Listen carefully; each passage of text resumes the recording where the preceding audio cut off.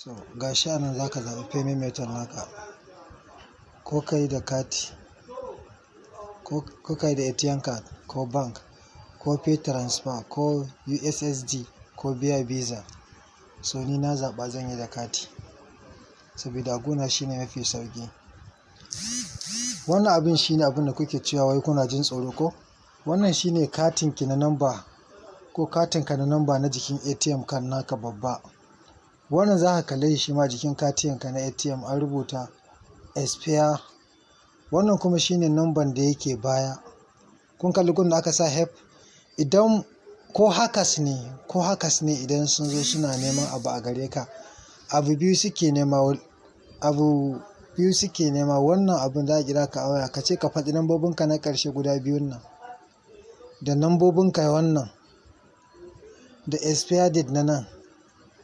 To su ɗin ba fa idan za a ɗauka ma kuɗinka dole sai ka kalli alert ɗin saƙon message kafin su canja maka namba. Suna iya samun halaƙan wani ne domin canja namba, amma dole sai a yi haƙuri.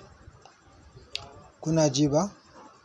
A yi haƙuri a saka, insha Allah ba abin da zai faru. To bari in kulle, zan sa katika na nema, bari na in kulle saboda tsaro ba don tsoro ba.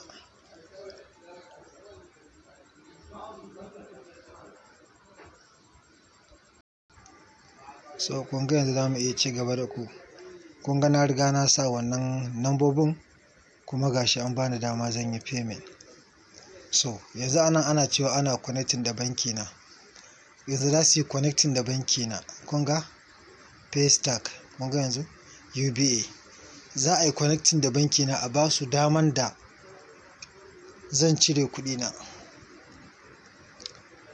So yanzu aka ce min zuwa saƙo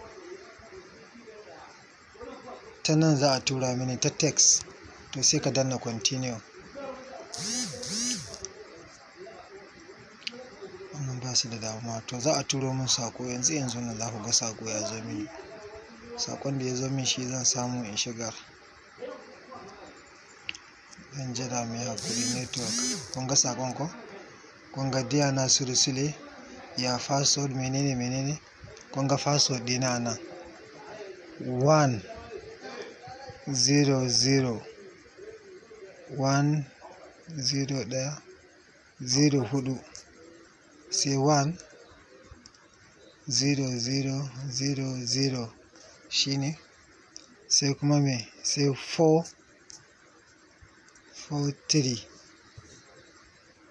To sai in danna submit.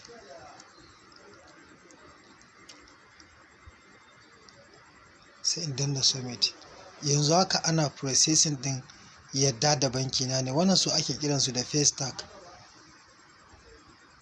Wannan Mastercard ne, kun kalli a rubuta a sama.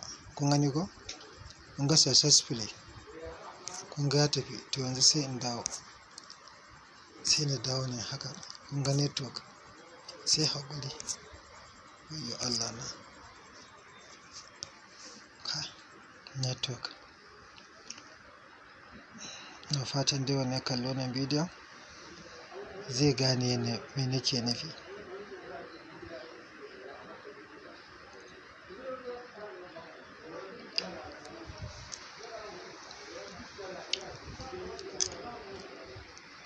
Sorry, bari in samu tsaye da bidiyon saboda a daina cin lokaci. Network ba kyau, amma na riga na gama komai fa. Everything is successfully. Na gama. Ina fatan bidiyon da nayi zai sa mutane su gamsu kuma su gane yadda aka yi abu.